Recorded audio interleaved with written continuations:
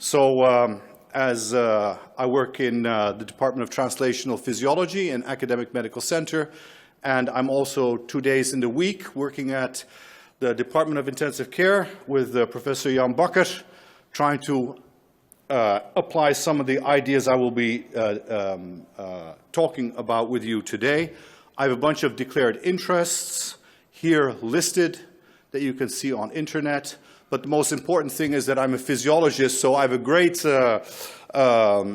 possibility of saying outrageous and politically incorrect things. I am not a clinician. I'm not a clinician. So I hope you will take everything I say with a pinch of salt. In any case, I would like to start my presentation with my view, an out-of-the-box view of what I perceive as a big problem in the way that evidence is presented in critical care medicine today. And I think this also is very relevant for the fluids and blood products because there are a lot of green lights in intensive care medicine, as I can see, for example, to use crystalloids and colloids even, but also issues like looking at CVPs for larger than 12 millimeters of mercury in these guidelines.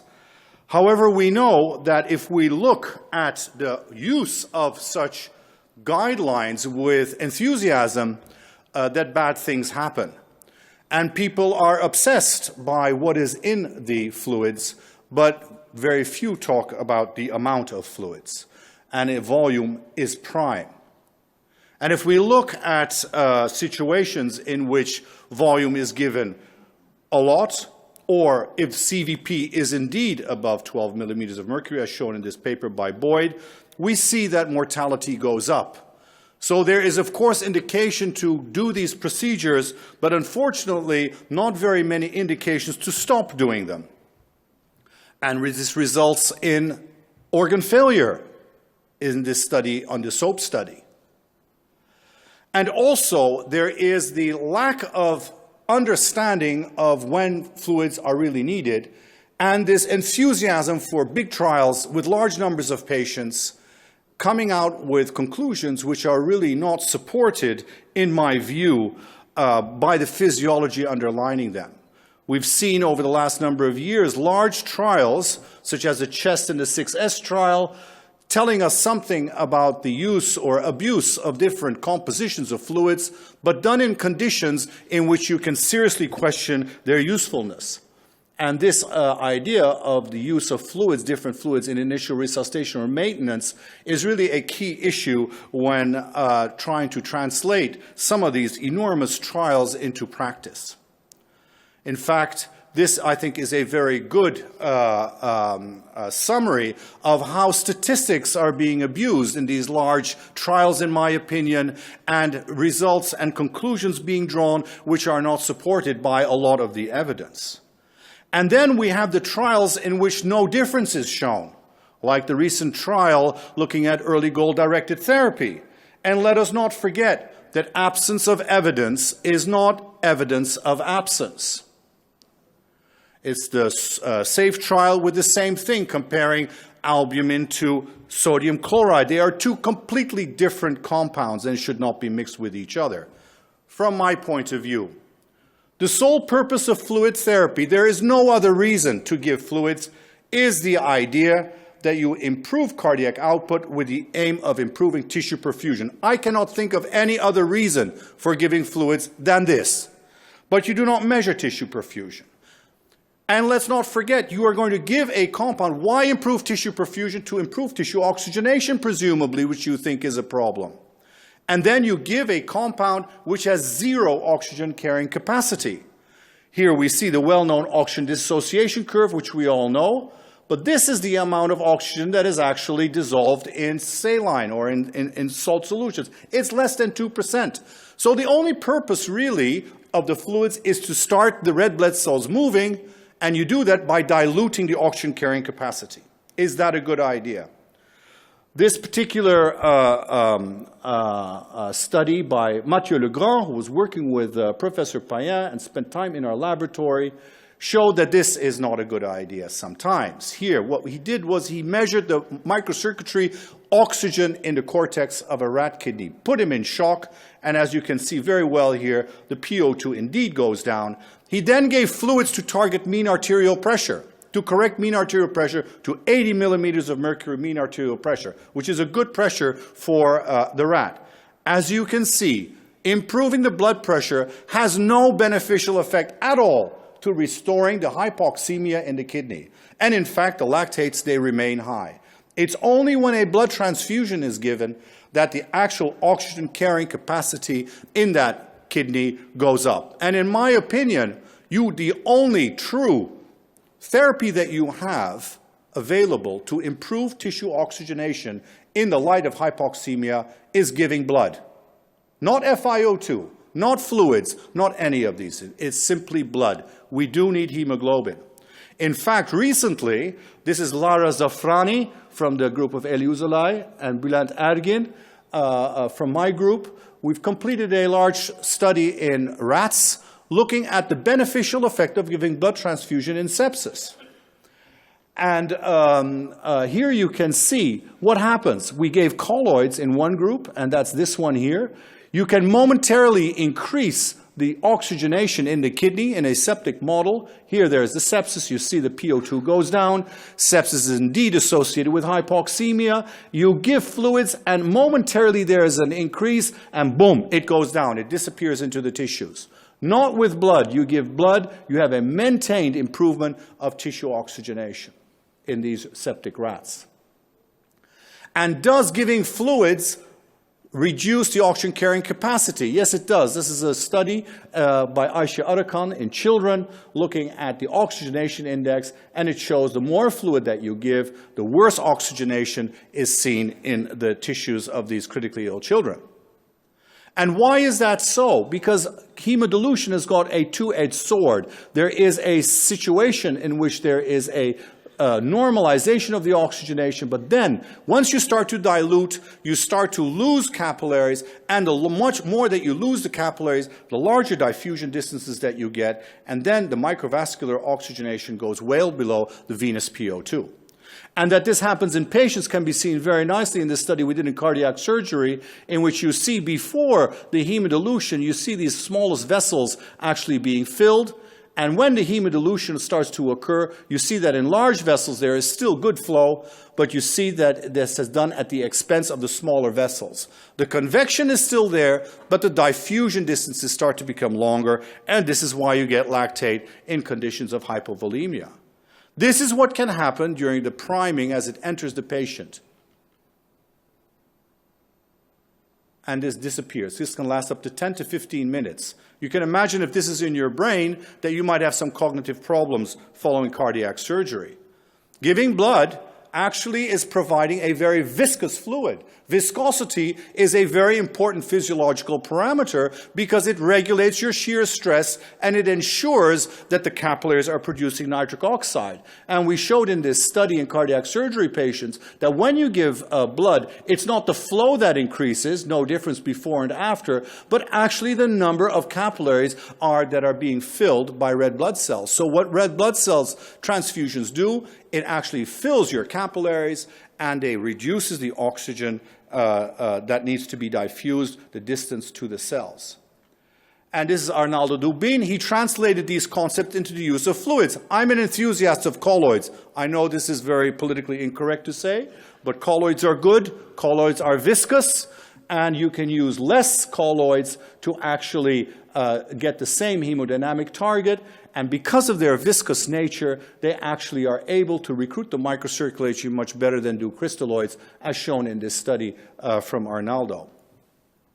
So what about this all the composition, the synthetic colloids, the human colloids, the crystalloids, the balanced and the unbalanced? A couple of words about that.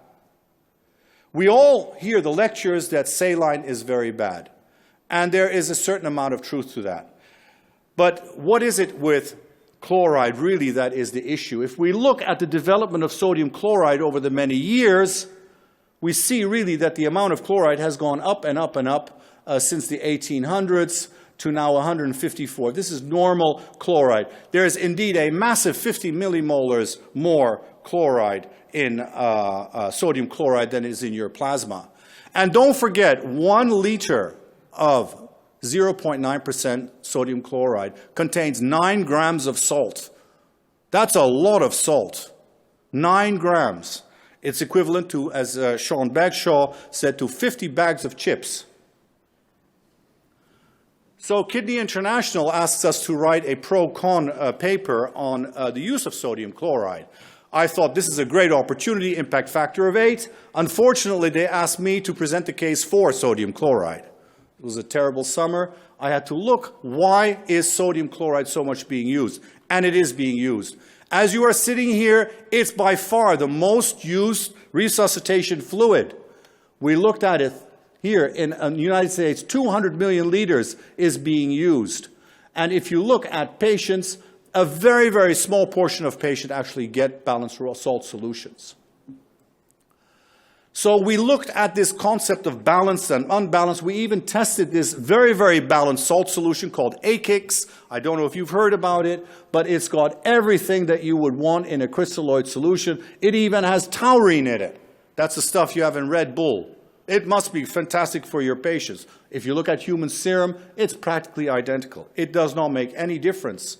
In sepsis, you are not able to correct the acidosis that is present by simply balancing salt solutions. As we showed in this study, neither the oxygenation nor the pH can be improved by just simply putting a balanced salt solution. It needs oxygen, the stuff hemoglobin actually does. And let's not forget that all fluids cause inflammation. They cause oxidative stress, they upregulate your cytokines, and we show this to be the case. Here we see TNF-alpha being upregulated, nitrosative stress being upregulated. These compounds have absolutely no beneficial effect. Doesn't matter if it's starches or sodium chloride or crystalloids. They all do it. There is not one better than the other. And here you can see the glycocalyx, which even under normal LPS conditions is relatively well preserved. It's when you start to flush fluids over them that you get an upregulation of the glycocalyx shedding. So there is a large inflammatory component, and I would say that you really have to have anti-inflammatory drugs on board. Do you want to correct for this deleterious effects? So how about then titrating the optimal amount of volume? Because obviously hypovolemia is not a condition which you want. We know that too little is bad, and that is the green light for giving fluids. But equally, too much is bad. They all cause hypoxemia and ROS. How to identify this particular place? Because for what is for one person might be here, might be for another person here. Well, if we look at the literature on how to really guide fluids, there is much consensus about that. It really is to improve tissue oxygenation by recruiting microvessels, to promote, as it were, perfusion. And with these devices that have been done over the years, these handheld microscopes which were introduced in the late 90s, various generations have been developed, SDF imaging, this Capiscope, and recently a new generation of image sensor, computer-controlled one, has been introduced. So it appears urgent to develop a bedside device able to assess in real time to titrate the conventional therapies, which basically means you need to actually get information. And it's not sufficient just to get information about the composition, but also about the actual flow, because what you want to do is to promote tissue perfusion. So what is it that you need to promote? Well, the basic idea is that if you have hypovolemia, you've got too little convection. And you use, for telling you that you've got hypoperfusion, you use surrogates of hyperperfusion, like lactate acidosis, like urine production, like tachycardia. But whether it actually translates itself to a lack of convection, you don't know. And you want to make sure that you do not give too much, because then you get this condition. This condition you can't see at all, because there's no way of assessing diffusion limitation in patients. So that's what the study was done by Christian Boerma. He asked himself the question, I use as a clinician surrogates of hypoperfusion. And he listed them here, the tachycardia, the oliguria, impaired skin perfusion, etc. These are, for me, green lights to give fluids. Now, does this condition, these surrogates of hypovolemia, translate themselves into a lack of perfusion of the tissues? And he measured sublingual microcirculation. He saw that there were two groups. There was indeed a group with low, but there was also a group with high perfusion. It was only the low perfusion group that benefited from fluids. The other ones did not at all.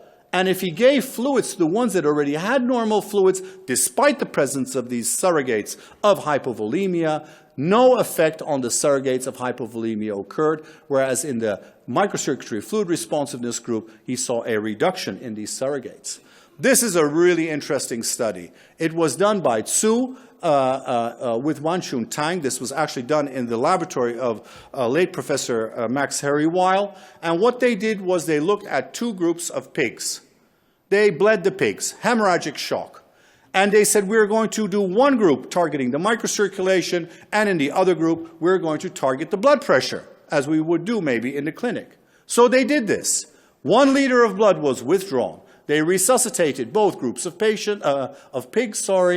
and as you can see here, both groups survived 100%. They even had a neurological awareness score for the pigs.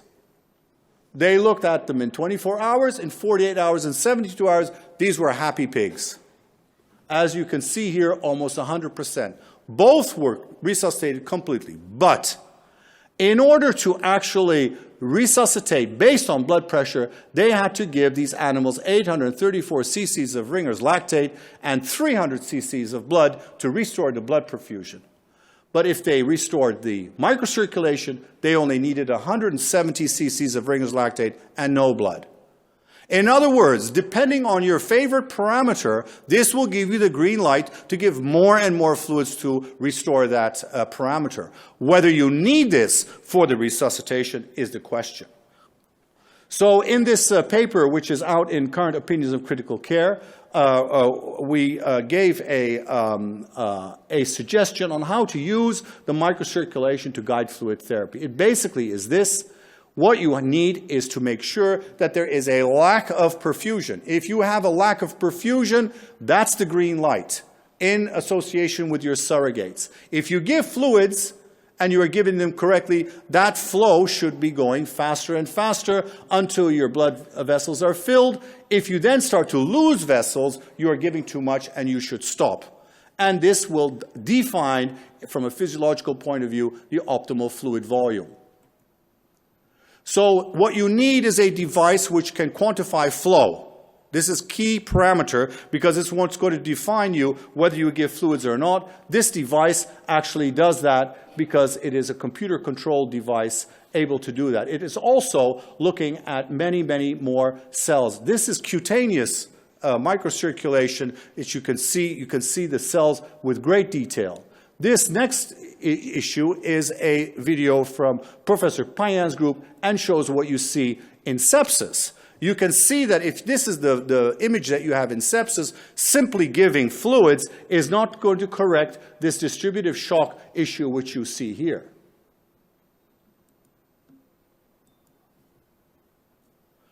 What's equally interesting is with the improved optics, you can actually see the cells going in single capillaries, and with some improved optics, it will be able to see even in more detail what's going on here and to actually measure the velocity in these cells and to be able to give a flow profile like this. So, in conclusion, thank you very much for your patience, Mr. Chairman.